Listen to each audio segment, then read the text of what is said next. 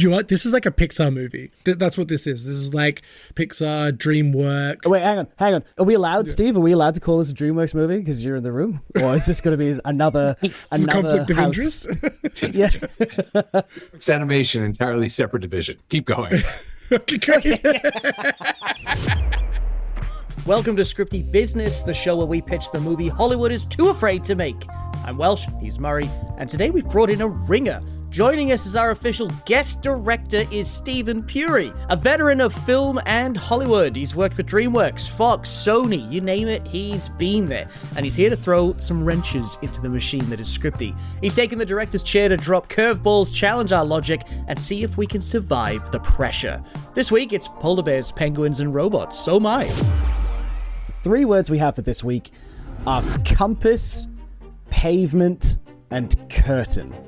This movie is about a polar bear who has stumbled into downtown Manhattan, looking for their best friend that they can't find. but it turns out that their best friend never wants to be found. Oh, okay.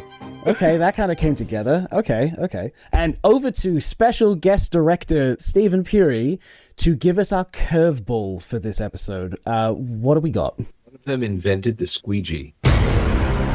Oh, Okay. It opens on a shot in the South Pole, not the North Pole, that's where Central. Opens in a shot of the South Pole. And we are going to pan shot over a whimsical polar village. We're talking igloos and like icicle lampposts and very jolly, kind of kid-friendly. I'm going very kids movie on this to start with. We'll see what happens. And it's all polar bears, and I don't know if reindeer exist in the South Pole, but they do now, and penguins, and they are living their daily life. They're doing their thing. And it's going to pan over to one igloo's front door, because they have doors made of ice, and it's going to go onto the front door. Famously, they don't, but yes. They do in this world, my friend. So, Great. take it away. And that door just busts open. And out comes a polar bear. They all stand upright. They're kind of like animorphic. Anthropomorphic. Thank you, anthropomorphic. Thank you. And he just kind of swiggity swags out of the igloo. In fact, he just slides out the igloo, but like like that Tom Cruise movie. Stephen, what's that Tom Cruise movie? Risky Business. Thank you, Risky Business. Thank Risky you. Business straight out the front of the igloo. Rhymes with Scripty Business. Yeah. It's what the name comes from. God damn it, I hate you, Murray. So he slides out, and then you hear a voice behind him going, Jerry, don't forget, come straight home at the end of the day. He reaches into his pocket and pulls out a pair of sunglasses and flicks them open and puts them on. You know exactly where this is going. And he just very coolly, kind of towards the camera, is like, I don't come home for anyone. God. Okay, we're breaking fourth walls in this movie? Yeah. I'm so down with that. Yeah, okay, great. And then he is going to skate up the street. Like he's, instead of walking and running, he's going to be like skating to wherever he's going. Oh, wait, hang on. Stephen, how do the skates work? Because it's snow? So I need you to help me out here. Strangely, the skates are frozen ice cube rollerblades. Oh, I love that. Okay, Yes. great. Yeah. Why are they rollerblades? Because they're are they rolling? Are they frozen wheels that are rolling, or is it just a frozen? You've never been to Antarctica? Like you can't be seen. You can't be caught dead now. Touche. You go to yoga and you're not in Lululemon or Aloe. Like, please go to find another restaurant. Come on. He's gonna roller skate up the street, Murray. Where's he going? He's on his way to the airport, actually. Okay. It's like a small private airport, like a regional airport. It's not like there's no like big international terminal at the South Pole. I think this might be a secret city that not many people know about, and so they just have their own little place. And he kind of rolls up to the security guard. He's like, What's up? James, what are you doing here? Shouldn't you be at home? Sorry, is this Jerry or is this James? Is this James, the same James. polar bear? Oh shit! Yeah, Jerry, shouldn't you be at home? He mistook him for his twin. Oh my god! Yeah. His twin comes out from behind him and goes, "Nuh-uh," and that's James. It's like Harry Potter, how they're always confusing Fred and George or whatever. It's that. Why are they going to the airport? They work there. They're baggage handlers, Murray. Oh. They're baggage handlers at the airport. Okay. They're big, strong lads. They're polar bears. Strapping. That makes They're sense. gigantic and terrifying. Polar bears at the South Pole, where polar bears like to hang out, eating penguins. Who are a part of their society. Yes, it's very awkward. Or, you know what? This security guard is actually a penguin, but he's like jacked. Yes. But he's like tiny. He's like penguin size, and he's looking up at the polar bears and is like, just doesn't want to let them in. I like that. I think that security, police, any sort of like authoritarian force in this community are penguins. Oh my god, so good. Because they're black and white. Hello. There it is. We've got a message today as well. I don't know what that is yet. Jerry is going to be like, Carmichael, can't you look the other way for me? And he's just going to pull his sunglasses down a little bit and give him a little wink. James is going to lean past again and go, yeah, you're not even our real dad, Carmichael, just because you married our mom. And Carmichael goes, okay, boys, hurry up and get started. I guess you can both be on shift today. And keeps like a frowny eye on them as they go past. These are troublemakers. These are troublemaker polar bears. Yeah. They come in and Carmichael kind of turns around and calls out after them and be like, it would be nice if you could just call me Dad at least once. Okay, not Dad. And then they laugh as they skate to do their shift. And there's just like a little twinkle in his eye and he smiles a little bit because they actually called him Dad. They still said it. Yeah, great. Okay, cool. We need to show them doing the work. Definitely. In this opening scene. But like poorly. I think they just like yeet. They just like grab bags and they just throw it. Because they're so strong.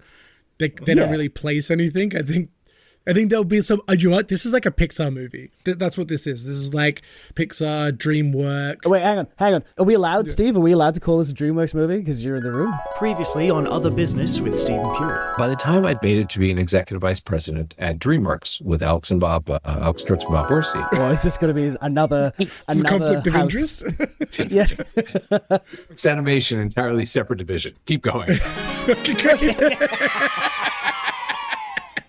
Got Okay, clearance great. from the DreamWorks top. Animation. Yeah, Great. DreamWorks Animation. I think there's a couple of, like, they don't just pick them up. I think they also, like, accidentally crush them. You know, like, that kind of, like, silliness with the bags. But I think they're doing, like, an amazing job. And then you can kind of see, like, Carmichael at the end. There's, like, a quick sequence of him, like, going in and, like, uncrunching the bags and putting them, like... Struggling to neatly. Yeah.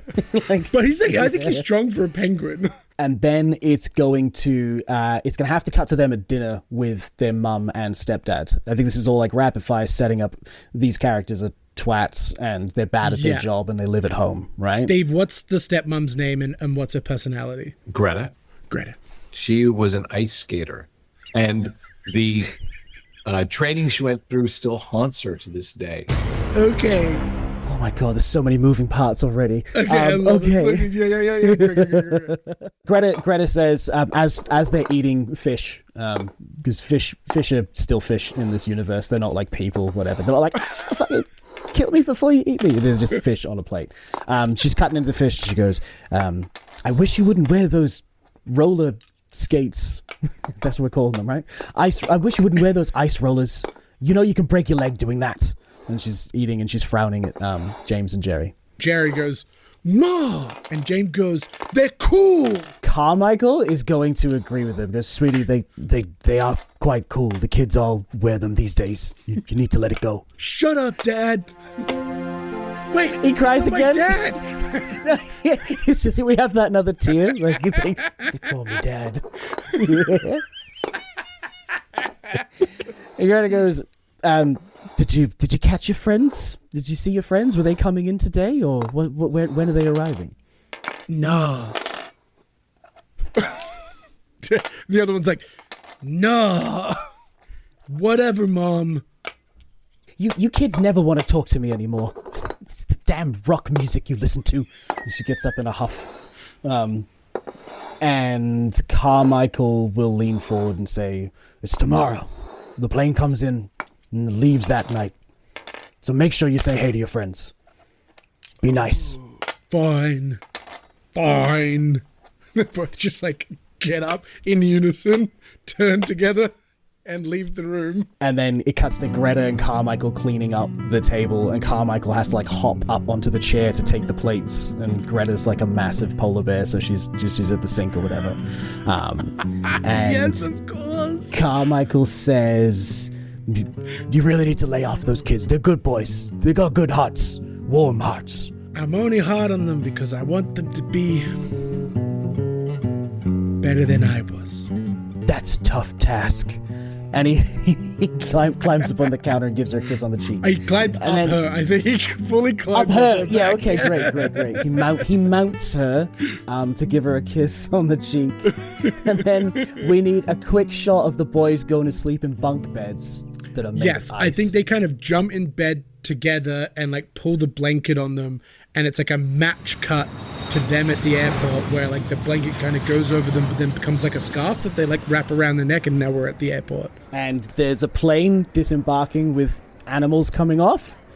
And Steve, what animals are their friends? Who the fuck are they meeting? All of the animals look like R2-D2. Oh, The robots. They're robot animals. coming off. these robot animals disembark, and we cut to titles. And the title of this movie is The title, because the friend that they're going to try and find is named Juan. And the title of the movie is The Juan That Got Away. I love it. actually I love love that it. so But much. the friend's name is W4N, because if they're like R2D2, this needs to be a robot friend, W4N. right? So it's W4N, the one that got away. I think you would mean like Juan, like Juan. I'm assuming, but I've taken it as W. You guys, the writers, I'm just serving. Here to serve. The Juan that got away. Okay. Well, okay, great. Fuck me. All right, Murray, macro level. We need Yes. some stuff to happen in Act 1 now that we've established them meeting their friends off the plane. They are staying with them and their parents. And I'm going to say that the robots don't necessarily... It's like an exchange student program almost. Yes. So like they're way out of their depths in this culture that they're in now. But I think they're trying to participate in the culture in a way that is like non-organic to them. So like everybody's eating at the dinner and they're just like putting the fish to their face, but not like eating it. Yum, yum. This fish is delicious. Or like, and cuts to like them in the shower and they're just standing there in the shower. But the shower's not on. It's just they're just playing a sound effect of the shower running. Yes, that's so good. Yeah. Okay. Great. And I suppose, and Steve, fuck you. You did this to us. Why is this a foreign exchange system that's happening between this robot society of downtown Manhattan and the South Pole, which is all animals? God, so far away. Why do you think the robots are foreign? Do they call them clankers? Are we gonna go that far? Is that family friendly? It's not racist yet, right? I think we're okay for now. In 50 years' time, this episode might be heavily censored. But for now... Well, you are both working for the AI overlords. 100%. Yeah. Excuse me, Welsh, did you call us clankers 50 years ago? Cancelled. Right. How dare you? Back in the Matrix. Robot lives matter. Yeah, okay, cool. Foreign exchange. I like this. I think this is going to be fun. Murray, can we, for the love of fuck, introduce a word? We've not introduced a word yet. I don't think we can, but yeah. Wait, hang on. Okay, hang on. No. I've got nothing. Jerry is the older brother, and he does not mesh very well with their robot exchange student that's living with them. But James does warm up to him, right? And we're going to have these sort of little vignettes almost of this kind of like struggle that the robot's having there. And the robot and James are going to have a nice conversation, Murray. So one is going to say, James, it is so good to be in your home after exchanging so many letters. Emails, it's digital. He would write a letter. What the fuck? Emails. No, unless it prints out of his chest. Like a fax machine? Yeah, okay, great. Lexus. Yeah, that's how I wrote he this sends for letters. you. Yeah, so he's going to thank James, is the scene I'm trying to start. No worries, robot buddy. It's been a spectacular time, too. Yes, it's a shame it has to end tomorrow. Squeegee's tested really well with the test audience. What are you? Squeegees are coming. Squeegees are coming. Squeegees are coming. They factor gay in the promotional campaign. Don't you worry. We made a deal with Squeegee. Okay, so we have to bring. I'm hearing the note, and I feel like the note is get it in. Get it in now. Get it in now. Okay. In that sequence where he's like pretending to be like a normal animal, he also is using a squeak. If I remember this right, squeegees are cleaning things, right? Yeah. Pull him down the window and wipes the. Yeah. Okay. He needs to do a couple of windows in that sequence. Oh my god, no. It's the shower squeegee. The robot's going to be amazed by the shower squeegee that they have. It says, because they don't have water. Does it work on the shower curtain? Oh, the shower curtain! No, choose one, Steve. yeah. What do you want us to lock in with this, buddy? You don't give us options. You just tell us which one. Keep throwing softball. Just keep going. It's a shower curtain and it's a squeegee, buddy. We'll give you a twofer, all right? There you go. Shower curtain on one side, glass on the other side. We get them both. The robot is Juan is gonna say to James, I especially like the shower system. We do not have that in Manhattan. Wait, you don't have showers, man? That's super gross. How do you clean yourself? With a program of viruses, like you clean a hard drive. His eyes just widen. They just go like, "Bwah." And then he's gonna wheel away. He's like, wait. And he wheels away and he comes back in with the squeegee in like his little R2-D2 grabber that comes out of him. He's just like, what the fuck is this even meant to do? Oh man, that's a squeegee. My brother made it. You wipe it on the glass and it gets rid of water. That's kind of cool. Water. Okay. I love it. Can I keep it? Okay, but don't tell him. I'll make you a deal. And he's gonna go, and a little tray is gonna pop out of his chest. And it's gonna have a digital compass. And says, if you give me the squeegee, I will give you this compass that will always lead back to me should you ever need to take it back. Great, man. He takes it. And I think we kind of cut to the next morning. I have one thing for you before you cut. I have one thing Okay, before you great. cut. Okay, great. They're going to be Get it there quick, baby. They're going to be chuckling and exchanging this little connection, and the camera's going to pan over, and Jerry is going to be like led there, like eyes open, like glaring and like half growling because he's not happy about this bro down that's happening with his bro. So we're seeding that. I think we cut to the morning.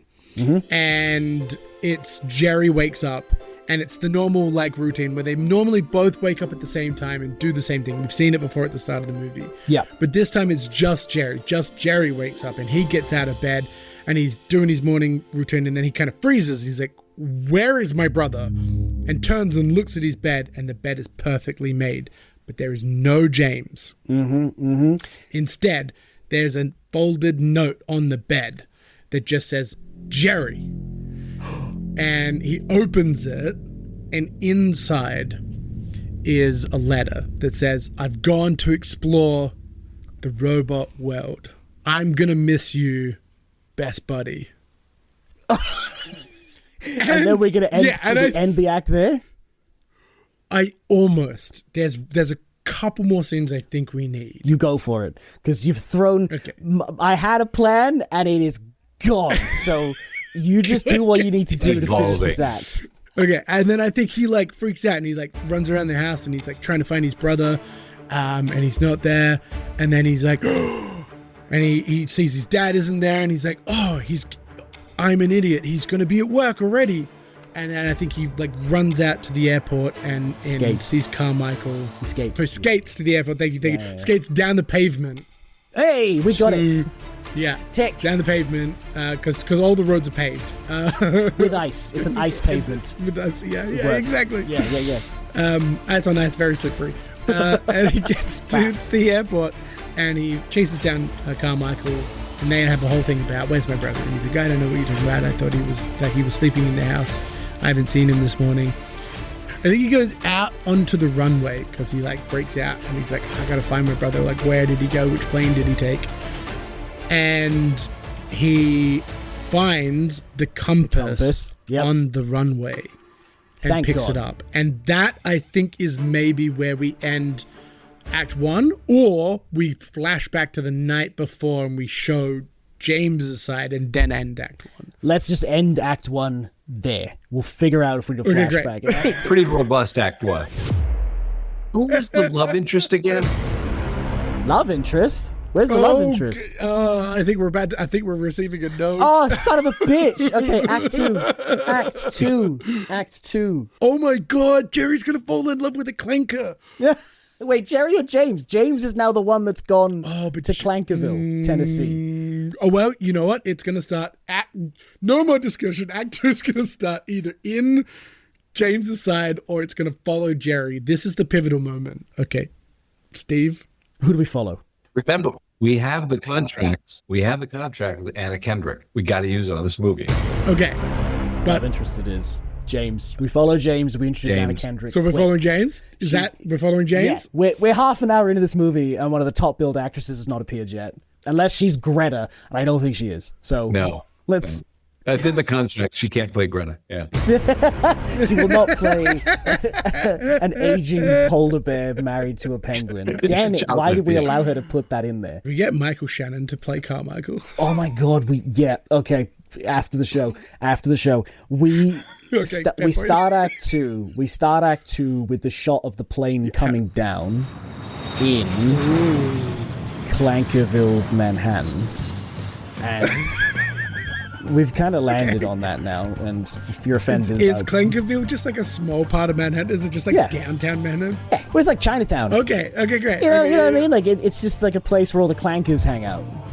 And they have their own airport strip. This word sounds worse the more I use it in this episode. I gotta say, I feel like we're towing a line for some reason, and we're really not.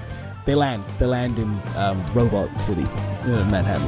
Robotopia? Robotopia, yeah. Robotopia, thank you. Robotopia, great. Robotopia, and there's an airplane that's just in the middle of Robotopia.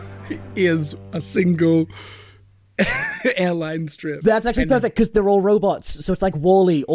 There's no risk of collision for their planes coming in and out. They only need very minimal space to have a functioning airport. And out steps Jerry. No, out steps James. Christ, wrong polar bear. Out steps James and Juan, and everyone disembarks. And then the plane just kind of folds up into like a small little car with, I guess, wheels on it, and then just drives away into the hangar and parks itself. Okay, great. And then Juan's sister, which will be, what's another name for a robot that we can play with some numbers instead of letters, Steve? Because you started us on this. We can't be Greta. Greta would have been great for the record. There's a 3 and a 4 in that. Oh, I see what you're saying. Iona. That's great. Oh, because it's like 1. 1, 0, and 4. One's sister, Iona, is like waving robotically with a sign. Just ones and zeros. Just across the street with ones and zeros. Is the waving of her hands you know how you get those like sticks that you wave that create like a sentence? Is that what she's doing with her hands? Oh my God, yes, she is. Or is she just holding up like a UPC code? She's like... Yeah, and all the robots are scanning it as they're going past. The robots are scanning it and just crying. And Juan's gonna go, oh look, there is my sister, and James is gonna look and see Iona, who is slightly different looking to the others. And Stephen, we need a bit of a rom-commy song. We've used Dreamweaver previously, so we can't use that one again. But he sees Iona, and we're gonna see. He's like, whoa! He's turned on for a polar bear. What's the song? It's Highway to Hell. Good God! Okay, yep. These are edgy characters. Okay. It's like a giant crash zoom in on Iona. Yeah. And as we crash zoom in on her, we can kind of see that she's like, Dangerous. yeah, she's gothic. You know, she's like super goth. Yeah. She's got like the eye makeup, and she got like the lips. It's a polar bear at the South Pole, all the whiteness. He's just looking for some danger. This is the wrong girl Bob warned him. I think she has like a bunch of earrings, but they're all like bolts. Yeah. And like nuts. Yeah. And I will. She's kind of like fastened. I will add to this for you that all these other robots are like the Wall-E robots moving in sync and shit, and she's going against the grain. So when she's waving the sign, she's like banging other robots out of her way, like, don't fucking touch me. Almost like mosh pity, elbows, get your elbows and knees. And he's very into this at the moment. And they get down. And then Juan's gonna go, James, meet my sister, Iona. Iona, James. Hello there, Big Bear. He loves that because Jerry's actually slightly taller than him, so he's not the big bear in their house. So this really works But for he's him. giant to these guys. Yeah, this works for me. And of course, Anna Kendrick's voice as well. So it'll be slightly robotified, but not like full robot. We still need to hear that it's Anna Kendrick. Otherwise, it's a fucking waste. And she is going to escort them through the streets to their apartment in Clankertopia, Manhattan, whatever the fuck we called it. Clankertown, Manhattan. Robotopia? Robotopia, that's it. The less racist one. That one. That's where she takes them. And we're going to have this, the mirror image of the scenes we had of Juan struggling with the Arctic culture, of James struggling here. Like there is no food, for example, and running water and all the things that he kind of fucking needs. And they all just like plug themselves into the wall. Yeah. And then my question to you, Murray, on a macro level, why the fuck did James come with Juan? Do you want to get that flashback in now? Yeah. I'm still confused personally, mate, so please, help me and Steven out. We don't know what the fuck is happening. Movie, baby. Yeah. So, maybe how do you want to explain this to us and audience and potential buyers of the script? What's happening right now? I don't know if we're there yet. But you know what? You're throwing me under the bus. Let's go. Absolutely. Okay, flashback. He's taking it. Flashback to the Arctic Circle. This is the night of the disappearance, and Jerry is snoring in the bed above, and James is in the bed below, and he's playing with the compass and kind of looking at it, and it's really fascinating in it, and it's got all these intricate moving bits, and he hasn't quite seen technology like this because I think they're kind of like more like village level technology. Not quite medieval, but like maybe a little bit more advanced than that. Kind of like modern day village, I guess. And this is like super sci-fi tech almost. And he's kind of just like pressing buttons and playing with it, and he twists it, and then the compass kind of like unfurls and projects like a 3D hollow map of the globe. I think it scares the heck out of James, and he's just like, and kind of like drops it, and it all just like, and like shuts off. Juan says, James, are you sleeping? I detected your heart rate increase. Does he roll up to the door? Yeah, because he doesn't sleep. He was just charging in the corner. So he's like, I saw everything. I saw you touch yourself too. Why did you do that? I do not understand. Is this a polar bear thing? You're leaking fluid. Oh, yeah, he's like, are you okay? I have a plug solution for that. Are you okay? Is what he says.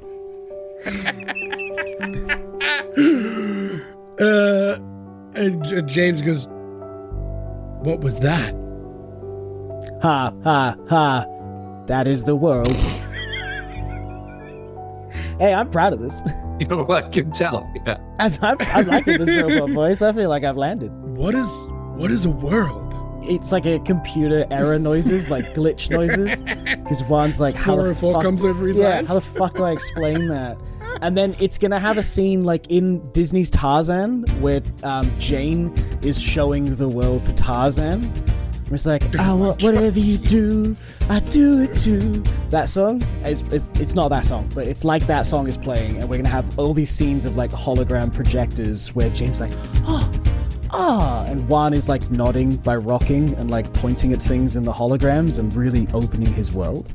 And then I guess we just have that as a part of the montage of James just packing a fucking bag and being like, let's go. Yeah. Oh, he sees a picture of Iona in all the holograms as well. That's like one of the things that Juan shows him. That's one of the things.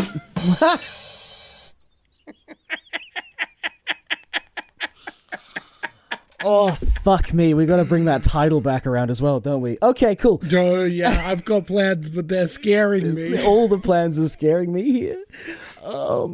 Stephen, should we linger on the robots for a minute, or should we see what Jerry's up to now that he's found the compass as well? Discover that Jerry is afraid of sharks. Go, Murray. You take that one. That is okay. Great. Yeah. Okay. Great. So they pack the bags and they they start heading for Christ. They start heading for the airport, and I think we might have shown it before earlier that there were kind of cracks in the pavement and stuff, and that there is some like Arctic shifting that goes on in this city, and they're kind of traveling out, and a crack happens, and it kind of opens up in the ground, and James grabs Juan and is like, "Oh man, watch out!" And Juan kind of goes, "Watch out for what?" And he goes, "For one of those."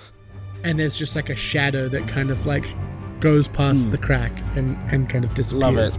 Love it. And James says, "The sharks, they're terrifying. Me and my brother Jerry are very scared of them." Because Steven said that we find out Jerry's afraid of sharks, so just saved your fucking ass there, Murray. Let's go. We're still on. We're still on, baby. We're still on.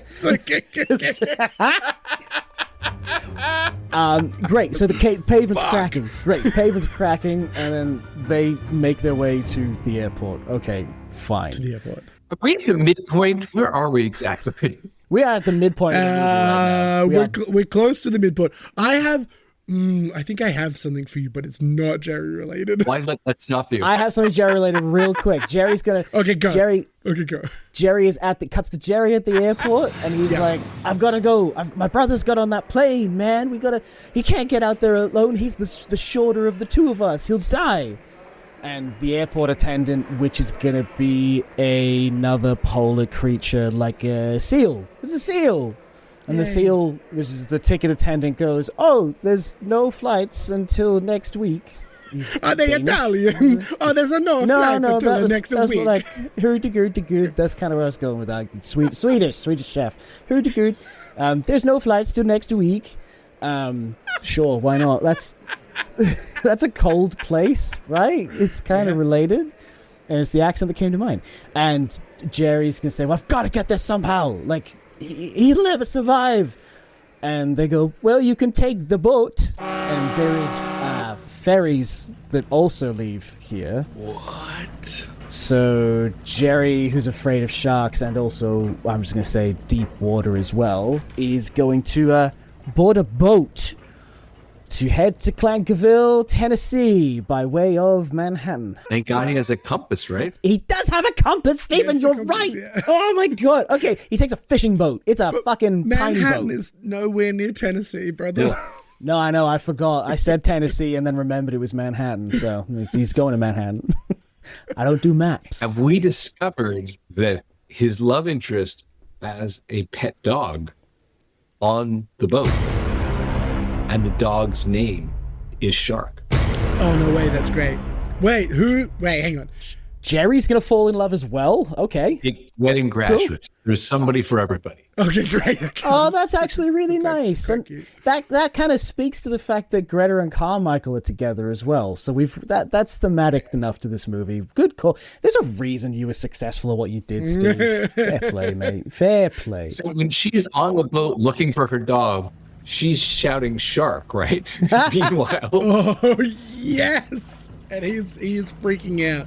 I think he's like running. He always like runs away and like trips over and then like freaks out and kind of gets on the railing and skirt crab walks across the railing as this lady is yelling. you do watch a lot of Pixar movies. I do. So do I. It's like yelling shark, Two-year-old. shark, and this shadow just gets deeper and stronger as she kind of is moving towards. But it looks like a big, scary, almost shark-like shadow.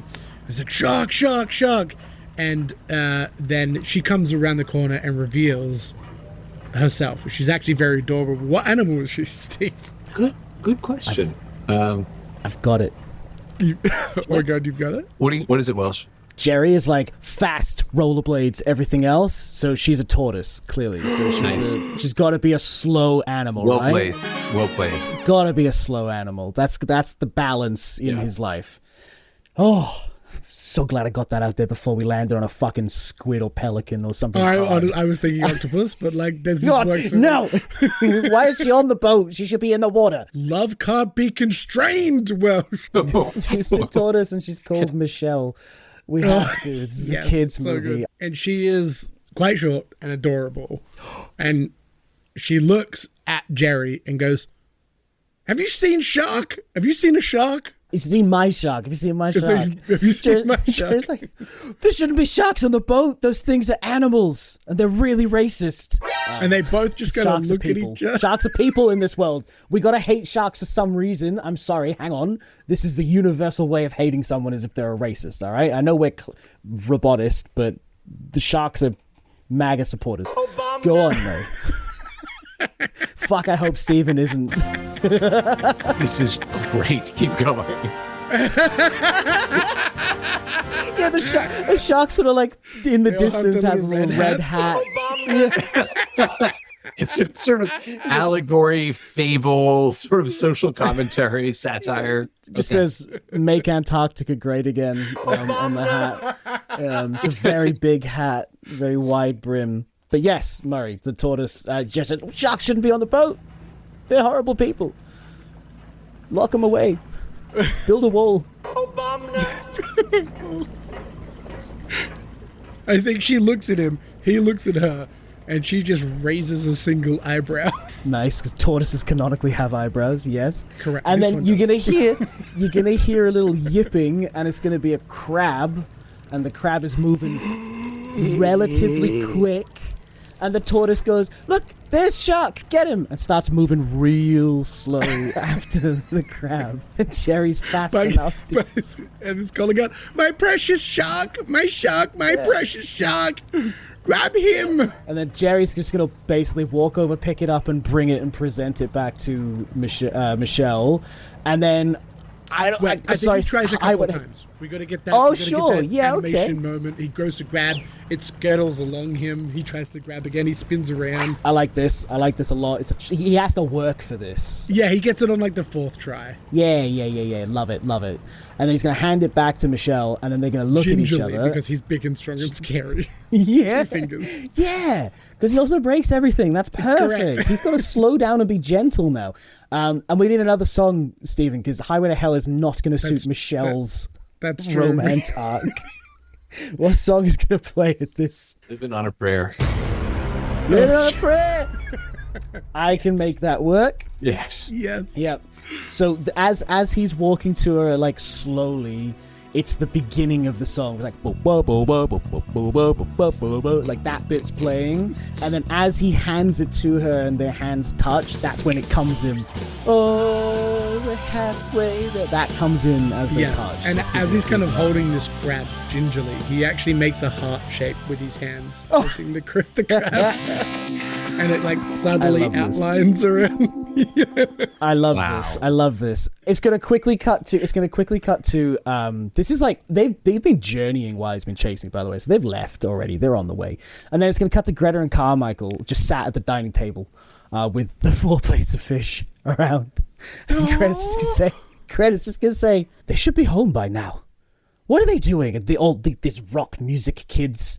By the way, you keep naming rock songs, and I keep griping on about rock music as Greta, so this works as well. Oh, this rock music is doing terrible things to our kids, Carmichael. What are we supposed to do? Oh, don't worry about it. Let the kids be kids.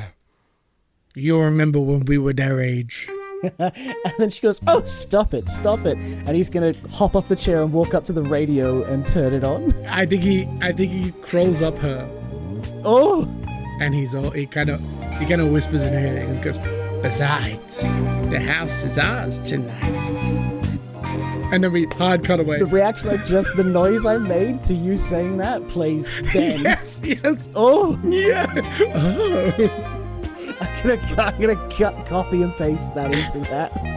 Okay. My voice Okay. is fucked from this cold. We have so much character and zero mystery in this movie, so we have to find a way to build mystery central around the title, the one that got away, And conflict.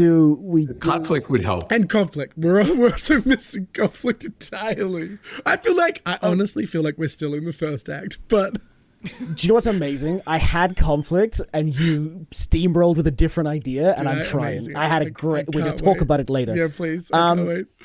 We're gonna hard cut away from the. Oh, we're gonna back to the apartment with Iona and Juan and James, and I think it's gonna be like we showed their routine and we showed him struggling.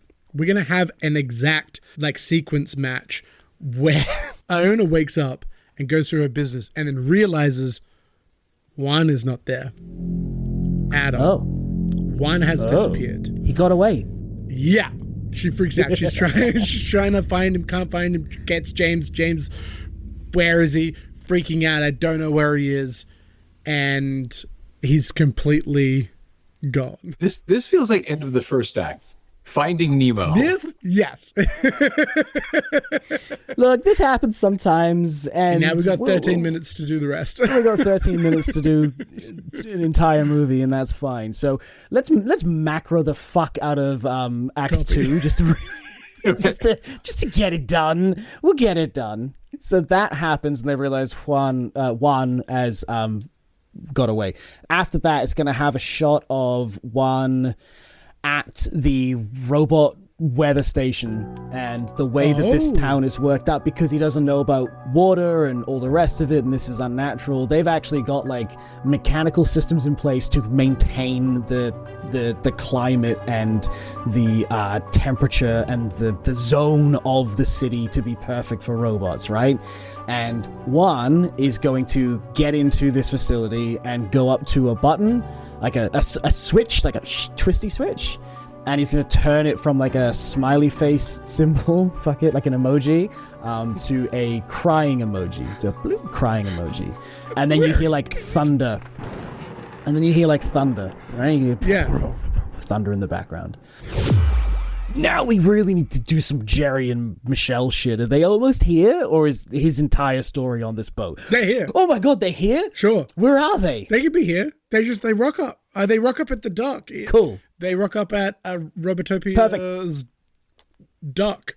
They rock up at the dock, and there's a robot attendant at the docks that's doing like a scanner function on the sky, like past them. And Michelle's gonna say, "Oh, hello. Yes, just returning with Shark and my new friend." She lives in Robotopia? She's an ambassador from the Galapagos, so she travels, she gets around. She's a worldly woman. They get out the boat folds up like the plane, Yep. but it folds into a mini plane and flies away. But the scanning's going to happen on the sky, and the robot is going to say to them, "Best you get to your dwellings as soon as possible. Something is wrong with the weather." And Jerry's going to say, "What do you mean something's wrong with the weather? Weather's weather." And Michelle's then going to explain, "Oh, they keep this all climatized, the robots, because, they're not designed to function in wet weather and slippery terrain and whatever else like that." I've got something for this, by the way. This isn't just throwing shit. We'll see where it goes, but if you incredible. don't go anywhere, I've got something. You have a plan? Come on, take me on a journey, go. Okay.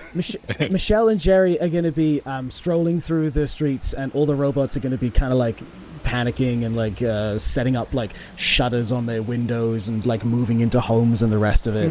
And Jerry is going like lightning and rain and storms, yeah.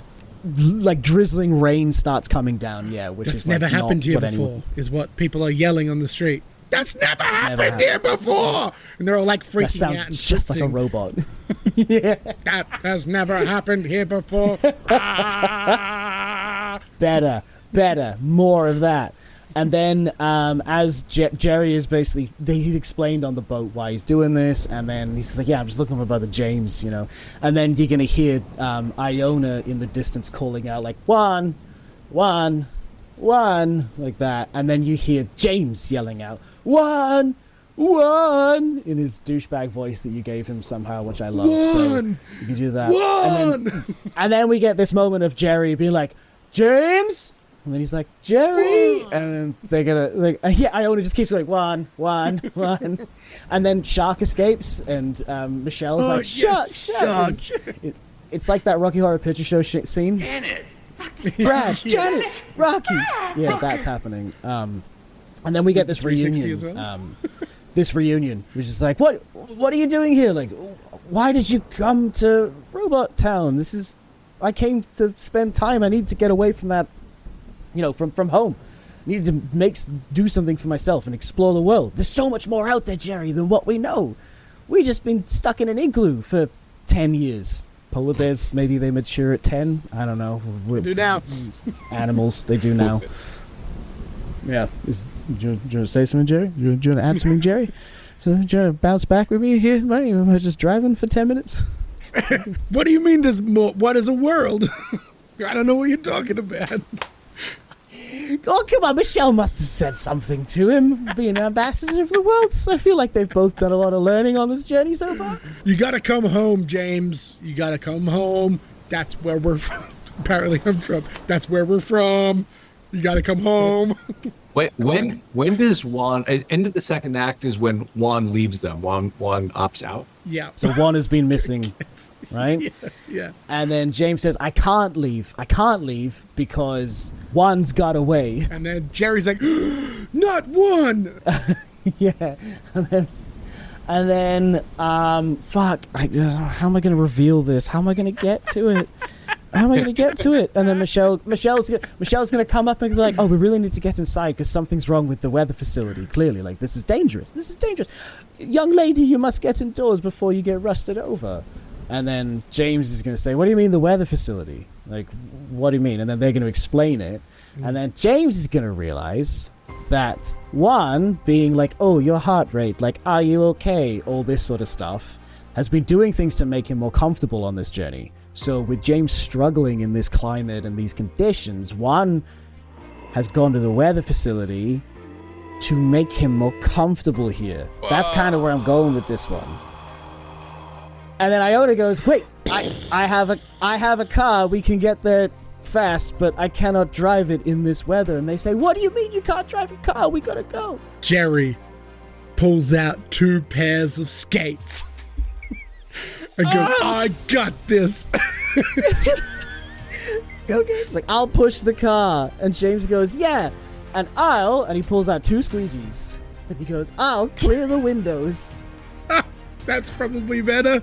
Because we're going to bring the squeegees back. Bring it all the way around. I was trying to bring the whole savior moment of this movie to a fucking squeegee because it doesn't exist for robots. I was like, how do I get there from where we are? Okay. If it's the skates, though. Take us home, Murray. If he's like, I got this, and he pulls out skates, right? Both brothers put on their skates. They put on goggles to see, but they're like fogging up and like covered in rain.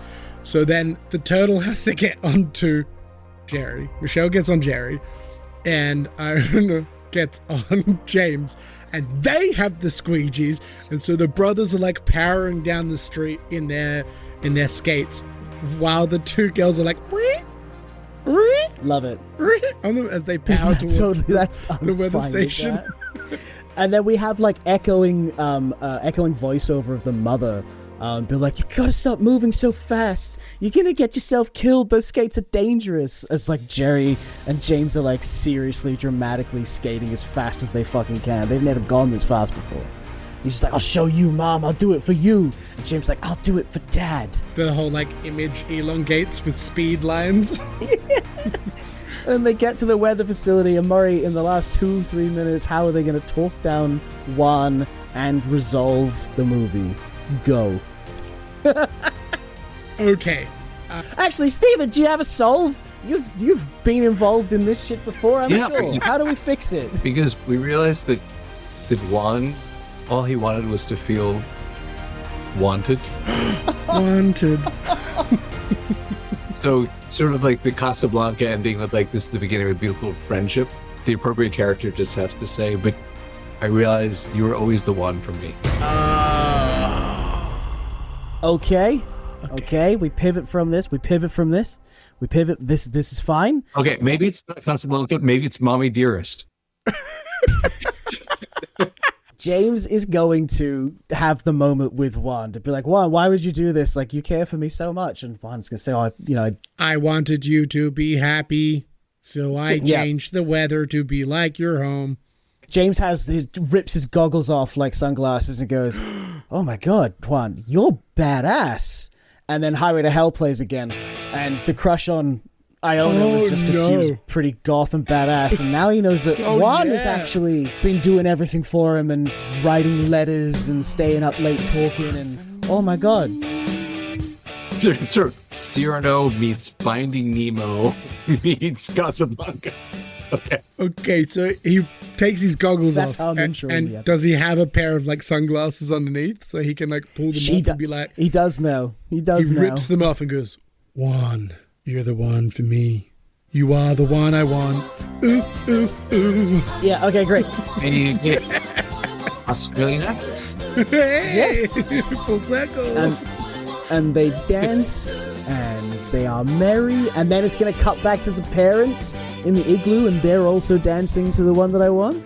And we're going to have like shots of like the seal that sold him the tickets to the boat, and all these other characters doing that ooh, ooh, ooh, like bits throughout, like a full montage. And I think the final resolve is that Juan and James actually go home and live in the South Pole. Michelle and Jerry go live in the Galapagos Islands. No, they live in Robotopia because that's where she works. She's an ambassador. She goes all around the world. But what is nice about that is that Jerry was the one that wanted to go home, and he has found and broadened his horizons out. And James was the one that wanted to leave the whole time, but has found a like nest and a home back. Whoa. Where he came from. Mind blown. That's why it's important. And then it's going to show Iona selling squeegees in Robotopia. They've allowed the weather machine to stay broken now, and people are happier there, and all that sort of stuff. And Greta ice skates again. The end. Oh, yeah. Greta gets back on the skates. Okay, post-credit scene is James teaching Juan how to, like, ice rollerblade, and he's not getting it. And so Greta comes out because she was a figure skater, and she teaches him how to do it, and it reignites her love, and it's those two kind of ice skating together at the end. You want those like heart-shaped wipes, right? Yeah. What was it, Journey? That wipe should be the whole credit sequence. Like, credits, they get wiped away, and then the next credits come up and they get wiped away. The squeegee? With the squeegee, yeah. All the credits appear in binary code to start with, and then like ripples through into actual words. Yes. Actually, pretty great. There's a lot you can do that. Starring Anna Kendrick. And others. No, yeah, I only said like one line actually. Yeah, we fucked that up. That's one thing we dropped the ball on. The rest of the movie though was tight. Fucking perfection. No notes. Just shoot it. That's a shooting draft. That was, what was the title again? Remind me. The One That Got Away. That was the one that got away. And he didn't at the end. Oh, that's kind of sweet. That is sweet. That was the one that got away, and I think that movie got away from us slightly there as well. A massive thank you to our guest director, Stephen Puri, for coming on and turning our pitch upside down. If you want to hear more from Stephen, catch our full conversation with him over on Other Business, where we dive deep into the science of flow states and his company, the Suka Company. If you enjoyed the chaos, head over to our Ko-fi to join the Vault, access bonus episodes, and hear our unfiltered reactions to the pitch you just heard. We've got more Other Business every Thursday and a brand new Scripty Business episode landing next Tuesday. And finally, if you're in Adelaide, don't miss our live show, July 23rd. Details are in the bio. Thanks for listening to Scripty Business. We'll see you in the next one. This episode was edited by Luke Wilkinson Turner. The intro music was provided by Facilian Studios. The artwork was made by Justin MacArthur. This has been a Scripty Business production. Talk shit, think quick, and remember, we love you.